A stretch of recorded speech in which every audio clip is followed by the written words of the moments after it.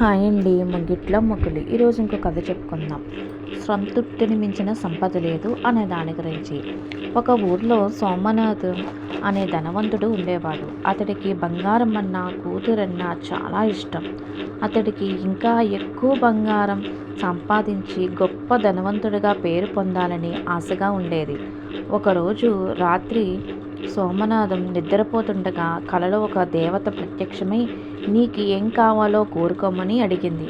అసలే అత్యాసపరుడైన సోమనాథం తను ఏది తాకితే అది బంగారం అయిపోయేటట్లుగా వరం కోరుకున్నాడు. అంతా విన్న దేవత తథాస్తుని వరం ఇచ్చి మాయమైపోయింది. మరుసటి రోజు ఉదయం నుండి సోమనాథం తన ఇంటికి వెనుకున్న తోటలోకి వెళ్ళి అక్కడున్న కొన్ని వస్తువులను తాకి చూశాడు. వెంటనే అవి బంగారు వస్తువులుగా మారిపోయాయి. దీంతో సోమనాథం ఆనందానికి అవధులు లేకుండా పోయింది. అలా ఇంట్లో వస్తువులు అన్నిటినీ తాకి బంగారు వస్తువులుగా చేసుకున్నాడు. ఇంతలో సోమనాథ్కి ఆకలి వేసింది. పలహారం తీసుకునేందుకు పళ్ళాన్ని తాకగానే పళ్ళెల్లో ఉన్న పలహారాలన్నీ బంగారంగా మారిపోయాయి. ఏది తాకినా అది బంగారంగా మారిపోతుంటే ఆ ధనవంతుడు తినడానికి తిండి, తాగడానికి నీరు లేక అవి కూడా బంగారంగా అయిపోవడంతో నీరసంతో కూలపడిపోయాడు. ఇంతలో చదువుల కోసం పక్క ఊరికి వెళ్ళిన కుమార్తె ఇంటికి రావడంతో సంతోషంగా కూతుర్ని కౌగిలించుకున్నాడు సోమనాథం. అంతే, వెంటనే ఆమె సైతం బంగారు విగ్రహంలాగా మారిపోయింది.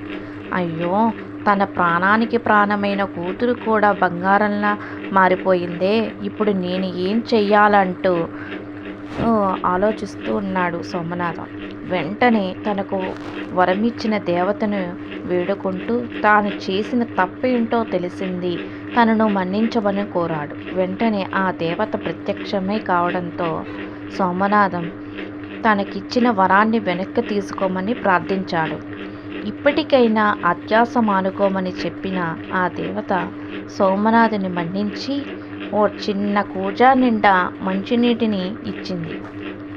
ఆ నీళ్లను బంగారంగా మారిపోయిన వస్తువులు అన్నిటి మీద చల్లితే అవి మామూలు వస్తువులుగా మారిపోతాయని చెప్పి ఆ దేవత మాయమైపోయింది. వెంటనే సోమనాథం ముందుగా తన కూతురు పైన ఆ నీళ్లను చల్లక ఆమె మామూలుగా మారిపోయింది.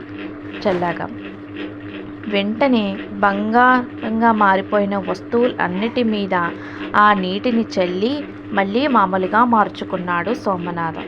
ఇక మీద అత్యాశతో ప్రవర్తించకూడదు, ఉన్నదాంతోనే సంతృప్తిగా బ్రతకాలి అని మనసులో గట్టిగా నిర్ణయించుకున్న సోమనాథం కూతురుతో సంతోషంగా తోటలో ఆడుకునేందుకు వెళ్ళాడు. ఈ కథలో ఉన్న నీతి ఏమిటంటే నిజమైన ఆనందం సంపదలో లేదని అర్థం.